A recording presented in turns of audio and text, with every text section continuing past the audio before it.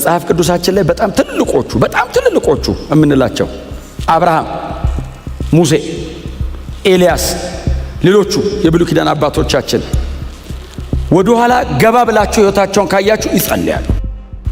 ፈርዖን ቤት የታጠቀውን እግዚአብሔር ጋር ሲመጣ አወለቃት። ከዛ ሰፈር ወጥቼው ስምን ገናና አረጋለሁ፣ አብርሃም እንዲባል አረጋለሁ ማለት ነው እንዴ? ከጌታ ጸጋና ሰላም ይብዛላችሁ።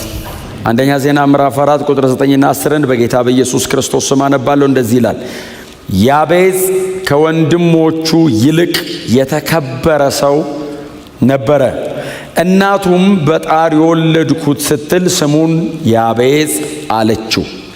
ያቤጽም አቤቱ እንድትባርከኝ ግዛቴንም እንድታሰፋልኝ እለምንሃለሁ፣ እጅ ከእኔ ጋር ትሁን፣ ከሲቃይና ከጉዳትም ጠብቀኝ በማለት ወደ እስራኤል አምላክ ጮኸ። እግዚአብሔር የለመነውን ሰጠው። ጌታ የተመሰገነ ይሁን። የአንደኛ ዜና ምዕራፍ 4 ላይ ቁጥር 9ና 10 ነው አብረን ያነበብነው የጌታ ቃል ክፍል። ስለ ጸሎት በምናነሳባቸው ጊዜያቶች ሁሉ በጣም ደጋግመን የምናነሳው አንዱ በመጽሐፍ ቅዱሳችን ላይ ያለ በጣም ታላቅ አገልጋይ ነው ወንድማችን ያቤጽ።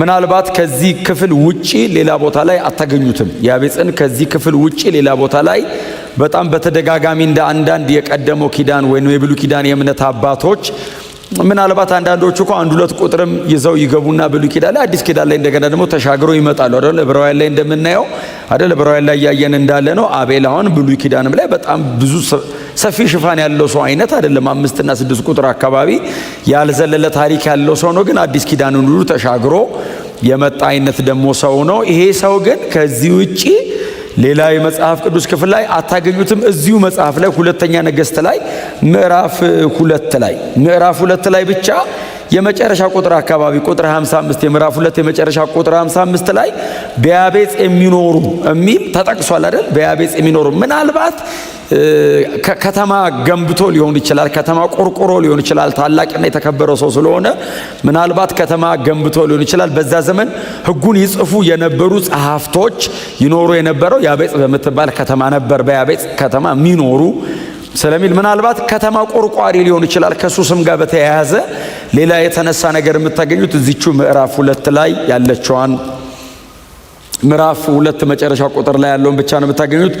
በምዕራፍ 4 ላይ የዘር ሐረግ ነው አይደል እየተተረከ ያለው፣ የዘር ሐረግ ነው እየተተረከ ያለው። ግን በዚህ ጂኒዮሎጂ ላይ በዚህ የዘር ሐረግ ትረካ መካከል ላይ ድንገት ሰበር ነገር አድርጎ ነው የገባው።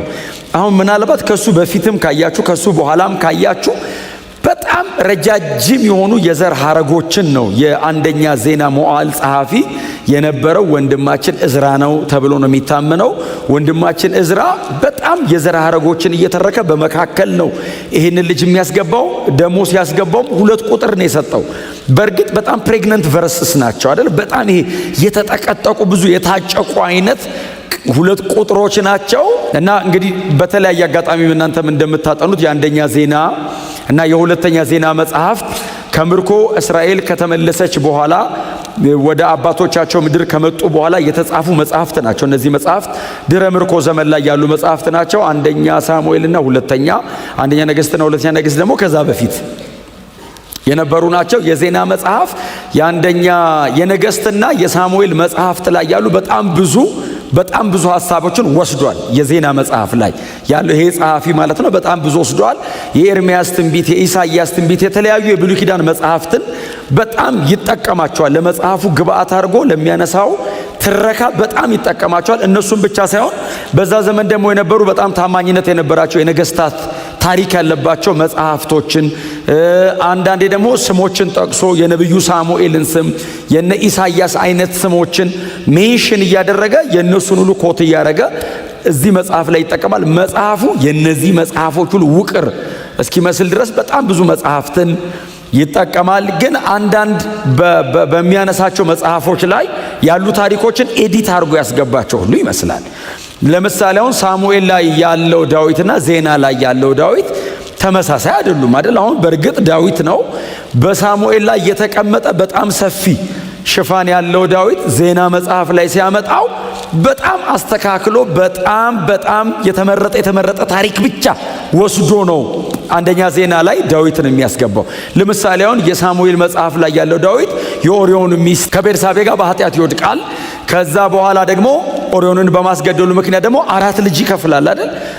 በጣም በብዙ ሲቃይ ውስጥ የሚያልፍ አይነት ዳዊት ነው። አንደኛ ዜና ላይ ያለው ዳዊት ግን የመሲሁ ምሳሌ ነው ተብሎ ስለሚታመን ከምርኮ ለተመለሰው ሕዝብ እግዚአብሔር ኪዳኑን አልተወም፣ መሲያኒክ ላይኑን አልተወም። እግዚአብሔር ከእስራኤል ጋር ያለውን አጀንዳ አላቋረጠም። በዳዊት ዙፋን ላይ የሚቀመጥ ሰውም እግዚአብሔር አይከለክለንም፣ መሲሁን ያመጣዋል ስለሚል ዳዊትን የሚያመጣው የሚዋጋውን የተቀባውን ድል የሚያደርገውን በእስራኤል መካከል እግዚአብሔር የሾመው የመሲሁ ምሳሌ የሆነው ንጉሥ ብቻ ነው መርጦ የሚያመጣው። የአንደኛ ዜናው ዳዊት በጣም አስደናቂ ነው። ትክክለኛ የመሲሁ ምሳሌ ነው። ክብር ለእግዚአብሔር ይሁን። እግዚአብሔር በአዲሱ ኪዳን ላይ በአባቱ በዳዊት ዙፋን ላይ ይቀመጣል የተባለለት መሲህ የሚመጣው ከዚህ ሰውዬ ነው ይላል። ምክንያቱም ከምርኮ ሲመለሱ በእርግጥ እግዚአብሔር እስካሁን ድረስ ኪዳኑን ከእስራኤል ጋር አርጓል ወይ? እግዚአብሔር አልተወውም ወይ ኪዳኑን? ቤተ መቅደስ ፈርሷል። ሌሎች በጣም የከበሩ የሚባሉ የቤተ መቅደስ ዕቃዎች ተወስደዋል። ከተማ ተቃጥሏል። እስቲል የእግዚአብሔር ኪዳን ከእስራኤል ጋር አለ ወይ ሲሉ አዎ እግዚአብሔር በዳዊት ዙፋን ላይ የሚቀመጥ አይከለክለንም።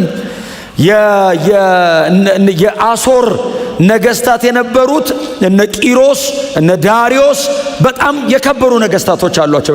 አሁን የቂሮስ አይነት በጣም የተባረከ ንጉስ የእግዚአብሔር ቤተ መቅደስ እንዲሰራ ሁሉ እግዚአብሔር ልቡን ያነሳሳ ከግምጃ ቤት ይውጣና ይሰራ ቤተ መቅደስ ያለ።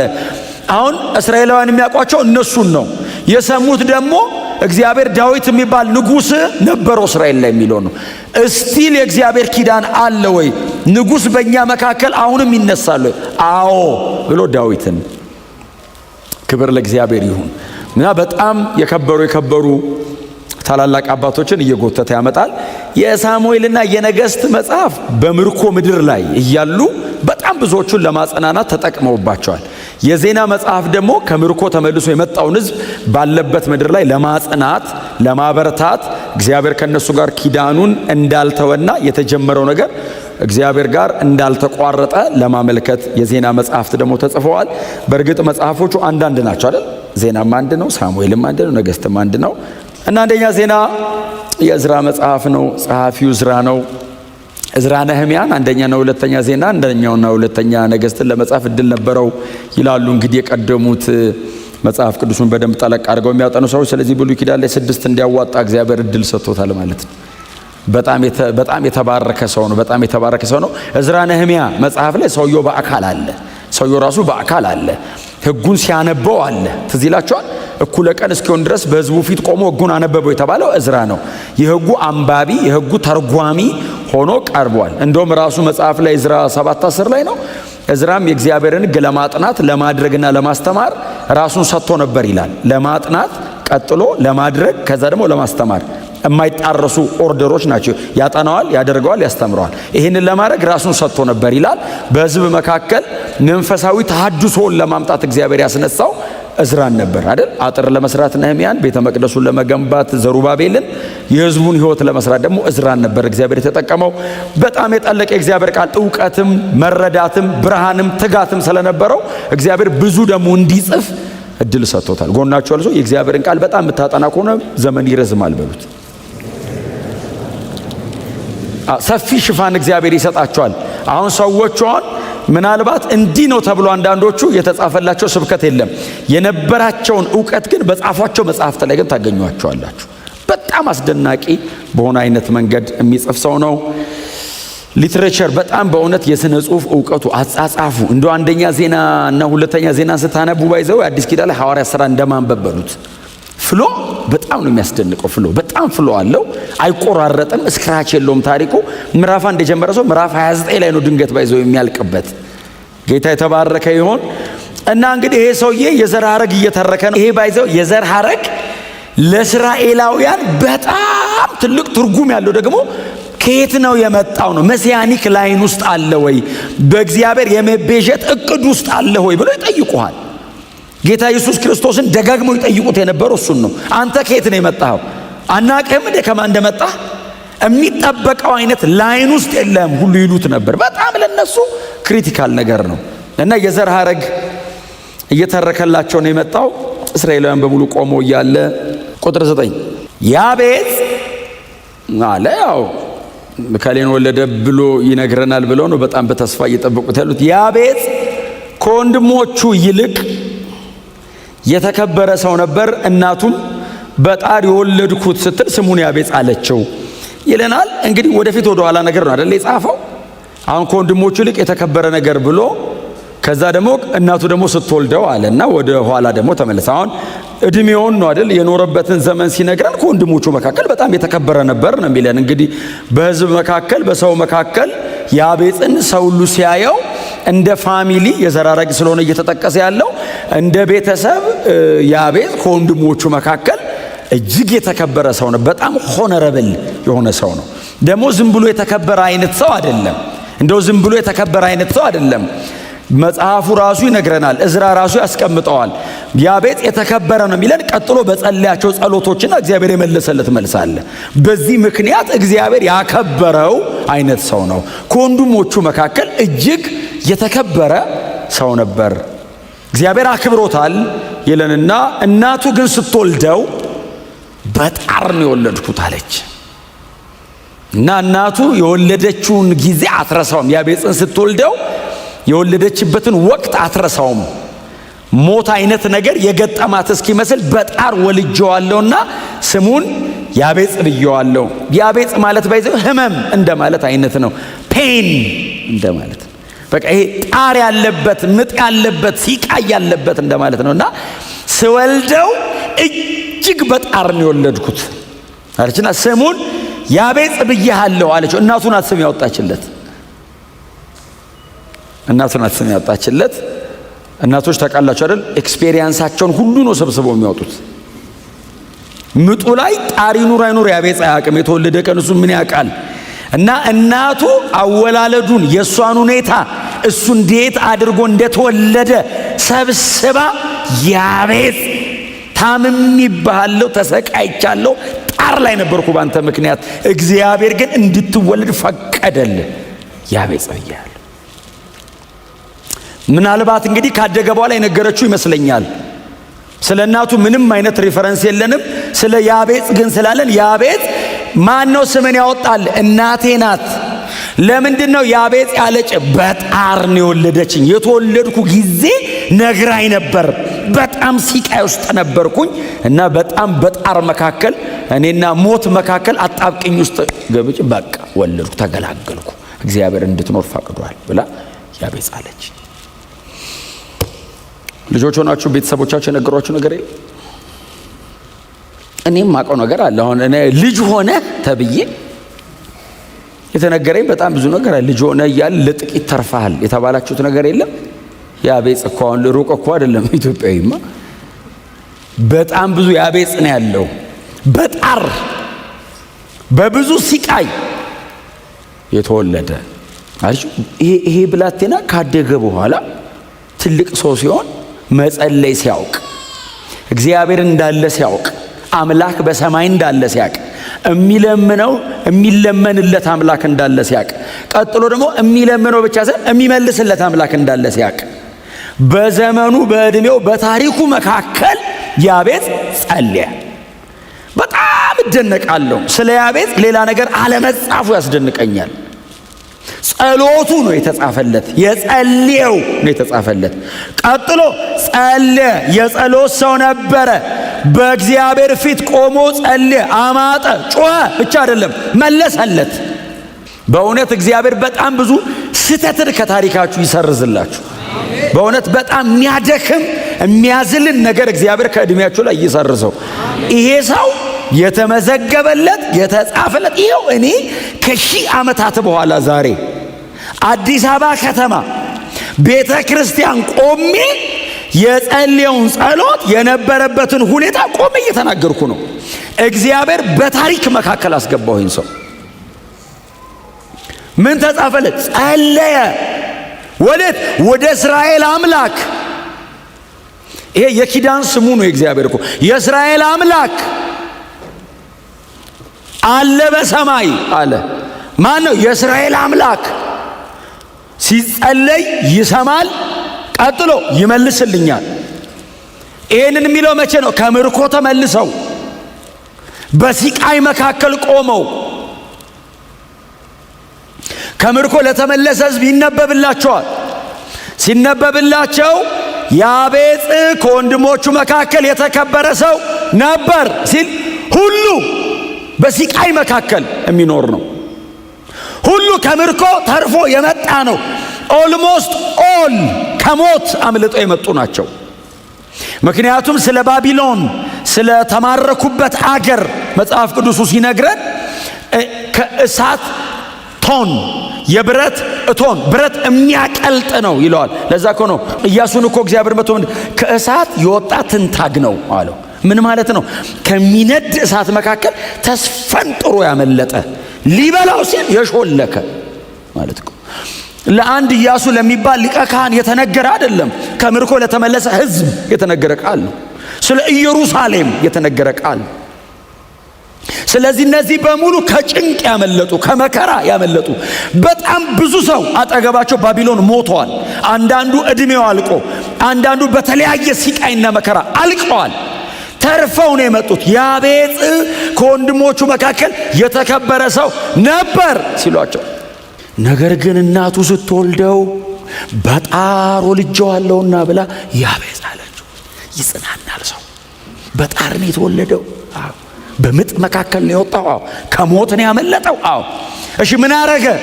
ጸለየ። ጸልዩ ነው አይደል መልእክቱ? የሚሰማ በሰማይ አለ። ለእስራኤል ተስፋ አለ። የእስራኤል አምላክ በሰማይ አለ። ነገሥታቶቻቸው ወድቀው ሊሆን ይችላል። ዳዊት ወንበሩ ላይ የለም ሊሆን ይችላል። የእስራኤል አስፈሪነቷ ከስሞ ሊሆን ይችላል። አምላኳ ግን በሰማይ አለ። መልእክቱ ይሄ ነው። ከምርኮ ለተመለሰ ሕዝብ አይዟችሁ፣ የታሪክ ባለቤት የወደደውን ማድረግ የሚችል አምላክ በሰማይ አለ። ያቤጽ ወደ እግዚአብሔር ጸለየ፣ ለመነው። ዋው ዋው! እንዴት ያስደንቃል! ጸሎቱ ልመና ነው አይደል? ጸለየ። ጸሎቱ ልመና ነው። ልመና ልምምጥ ነው። ልመና አቲቲዩድ እኮ ነው። ልመና እኮ አቲቲዩድ ነው። ኮራ ብለህ ትለምናለህ እንዴ? ስብር ብለህ ነው የምትለምነው? ወድቀህ ነው የምትለምነው? ልመና እኮ የምትናገረው ቃል ይመርጥልሃል። ቃል ይመርጥልሃል። ልብን መስበርና አንገትን ማቀርቀር ብቻ እኮ እንዳይመስልህ፣ ቃል ይመርጥልሃል። ልመና በጣም ትሁት ያደርግሃል። ያቤጽ ለመነ ማለት ይሄ ሁሉ ፕሮቶኮል አብሮት አለ። በጣም የተመረጠ ቃል ነው የተጠቀመው። አክብሮ የእስራኤል አምላክ አለው። እግዚአብሔር ይመስገን፣ የእስራኤል አምላክ አንተ አለ። እለምንሃለሁ እለምንሃለሁ። ምጣለው ልመናው ላይ በጣር ነው የተወለድኩት። ማንም ተከትሎኝ ታሪክ ሊሰራ የሚችል የለም። አንተን ነው መለመንህ ነው ያለው። ከጸለይን አይቀር እንደዚህ ነው መጸለይ። በእውነት እግዚአብሔር የሚንቀሳቀስበት ጸሎት፣ እግዚአብሔር የሚመልሰው ጸሎት። ልጁ ጄኒውን ስለሆነ ነው እግዚአብሔር መለሰለት። ይል ጄኒውን ነው ያክብያብ ጄኒውን ነው። ኮናቸው ያለው ሰው እግዚአብሔርን ለምነው ይመልስልሃል በሉት እስቲ። ይሄን መልመድ ጥሩ ነው። በእውነት ነው የምነግራችሁ፣ መልመድ ጥሩ ነው። ልመና አለመቻል ውስጡ ስላለው፣ ልመና ራስን ማዋረድ ትህትና ውስጡ ስላለ፣ የልብ መሰበር ውስጡ አለው ልመና። ይሄንን መልመድ በጣም ጥሩ ነው። እንደ ክርስቲያን እንደ እግዚአብሔር ሕዝብ እኔ ስለምን እምለምነውን አክብሬ ነው እምለምነው። ተሰብሬ ነው እምለምነው። ዝቅ ብዬ ነው እምለምነው። ቀጥሎ የሚሰጠኝ እንዳለ አውቄ ነው እምለምነው። የምቀበለው ነገር አለ። ስለምነው ሰጪ ነው፣ ተቀባይ ነኝ። ባዶ ነኝ፣ ሙሉ ነው። ይችላል፣ አልችልም። እርሱ ብቁ ነው፣ እኔ ምንም ነኝ። እግዚአብሔር አምላክ ነው፣ እኛ ባሮቹ ነን። አሜን ነው። ልጅነታችን የሚቀድም ባሮች ነን እኮ እኛ። ኦፍ ኮርስ በክርስቶስ ኢየሱስ በኩል ልጆች ነን፣ ግን ባሮቹ ነን፣ አገልጋዮቹ ነን። ይሄንን ደጋግሜ ተናገረ። ሰርቫንት ብቻ አይደለንም የእግዚአብሔር እኮ አገልጋይ ብቻ ሳይሆን ባሪያ ጭምር ነን። ዋጋ አውጥቶ የገዛኝ ባሪያው እና ያለሱ መብላት መጠጣት አይደለም መኖር ነው የማንችለው። የጌትነቱ መጠን በእኔ ህይወት ላይ መወሰን ይችላል።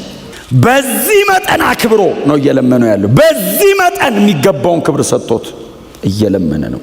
ለመነው፣ እግዚአብሔርም የለመነውን ሰጠው። እግዚአብሔር ይመስገን። ለመነው ብቻ ቢሆን ራሱ በቂ ነው። ባይዘው እግዚአብሔርን የመለመን እድል ማግኘት ራሱ በቂ ነው። ሰጠው እኮ አድቫንስ ነው።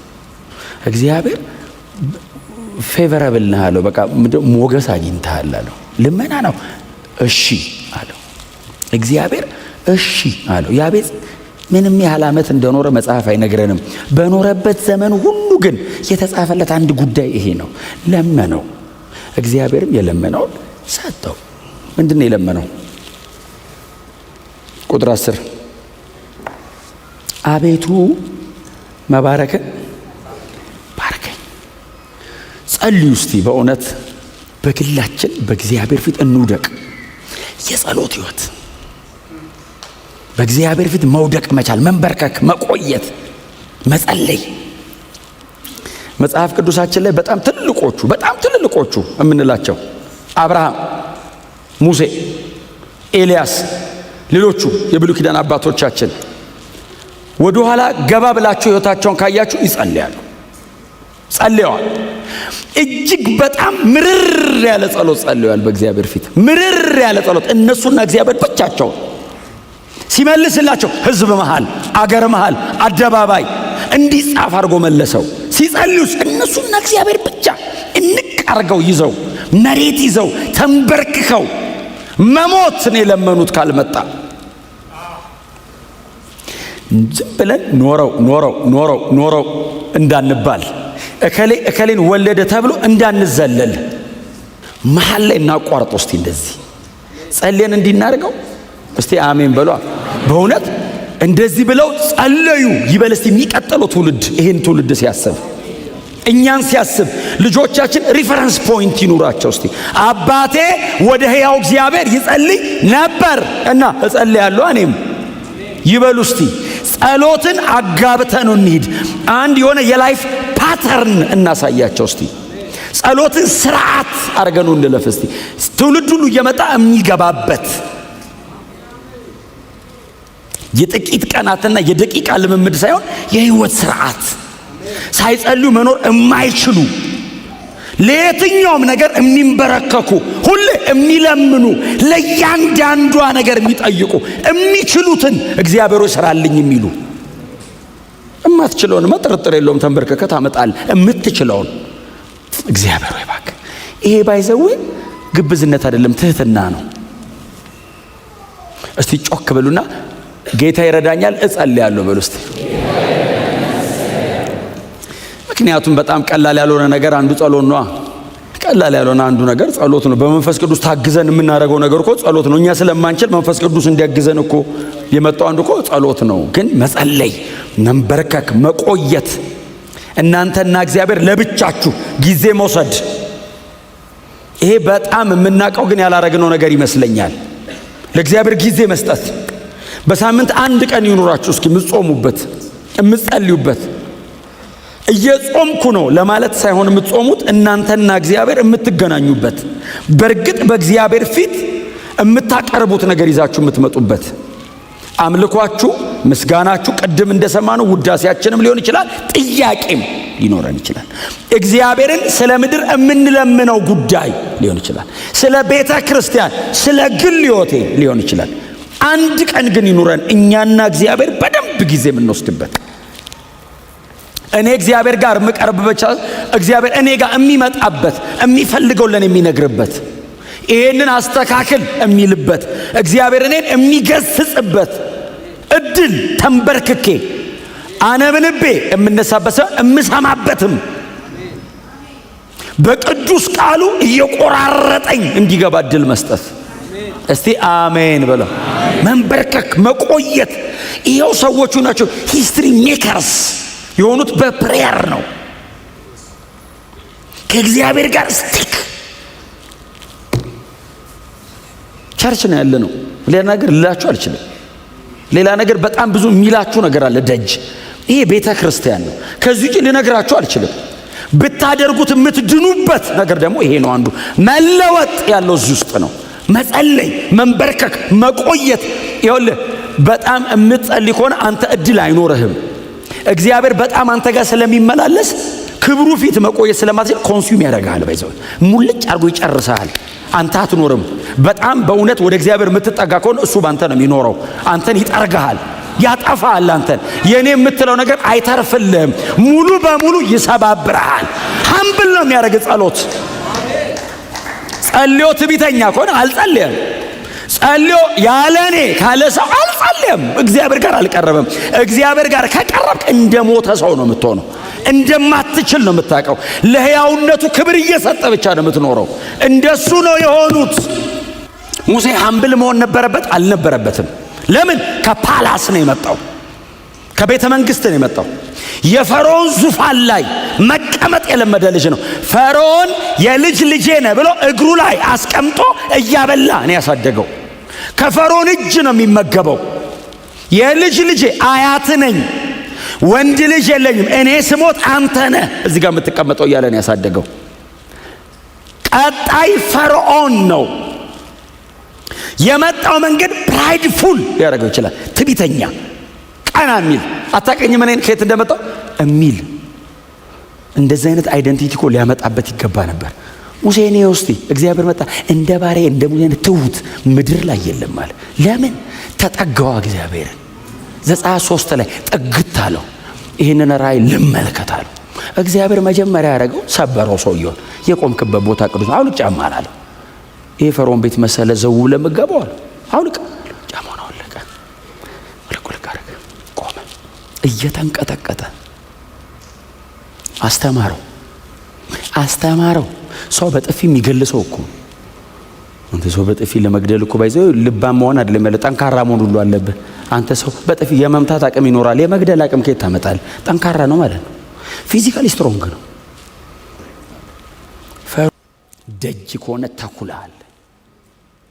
አይ ተሯሩጦ በግና ተኩላ ተሯሩጦ አይችሉም። በጣም ፈጣን ነው። በማጥመድስ እድሜውን ሁሉ ሲያጠምድ ነው የኖረው። በግስ በመጠመድ ነው የምትኖረው። ምንም አታቅም። እረኛዋ ስር ነው መግባት ያለባት በግ። አይ ገዳዮቻችን ናቸው በደጅ ያሉት።